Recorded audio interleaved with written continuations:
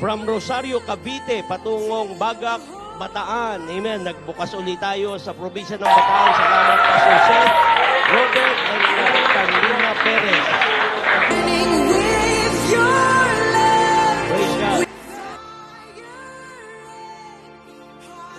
Di tayong manalangin, hallelujah. O dakilang Diyos, muli kaming nagpapasalamat, Panginoon, na sa mag-asawang ito ay nagkaroon sila ng tapang at lakas upang ang kinilalang lugar na pupuntahan nila. Salamat, O Diyos, sa iyong pagtitiwala sa mag-asawang ito. Pagbungahin mo sila ng maraming mga kaluluwa na siyang pagpapatuloy sa paglilingkod, Panginoon. Iniiling ko rin ang kapangyarihan ng iyong banal na Espiritu na sa kanilang pangangaral, sangkapan mo sila ng dagdag karunungan. Dalangin ko, O Diyos, tabunan mo sila sa iyong banal na dugo, proteksyon sa lugar na kanilang pupuntahan. Gamitin mo rin silang buhay na patotoo, hindi lamang sa pangangaral kung hindi sa pag-ibig at pangunawa, Panginoon. Dalangin ko, O Diyos, na ang kanilang gagawing ito ay magbigay ng kaluwalhatian sa iyong pangalan. Hallelujah. Pakatandaan ninyo, itong tanggap na paghamong ito at kayo'y tumugon, naluluwalhati ang Diyos. Nagagalak siya dahil sa kagalakang ito, ay nagbibigay sa inyo ng kalakasan makapagpatuloy. Alisin niyo ang pag-aalala na sa misis.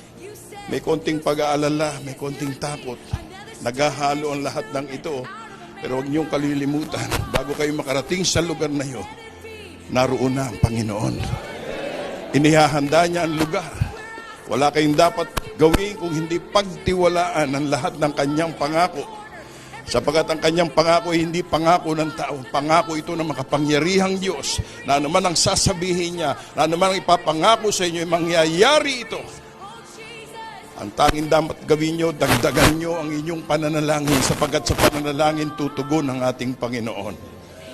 Huwag kayong mag-isip ng kahit na ano pa na negatibo, sapagat ang Diyos na pinaglilingkuran nyo, Diyos na positibo, Diyos na makapangyarihan, pagbubungahin niya kayong mag-asawa.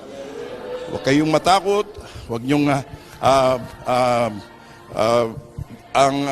huwag niyong baliwalain ang inyong pagkabata, maging magandang halimbawa kayo sa pag-ibig, sa pangunawa, at sa kapangyarihan ng Diyos. Ito ang gagawin ng ating Panginoon. Hallelujah. Palakpakan natin.